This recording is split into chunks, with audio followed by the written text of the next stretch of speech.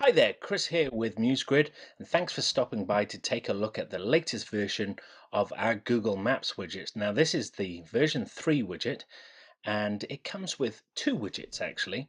It comes with a new embed widget, which replaces the old Adobe Muse built-in widget, and it also comes with a very capable update to our Google Maps widget, which allows you to change the look and feel of the map and change the icons.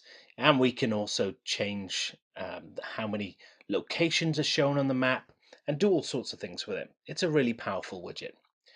The main change, though, comes in the fact that now Google Maps need to use API keys. So, on this page, you'll see a series of tutorials that will take you through the process of setting up an API key to use with either of these new widgets. Without this, without the API key, your Google Maps won't work.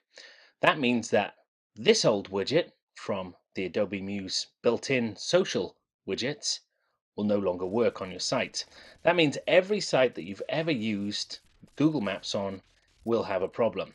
So we've put together a handy guide, a set of widgets, and tutorials to help you transition into these new maps.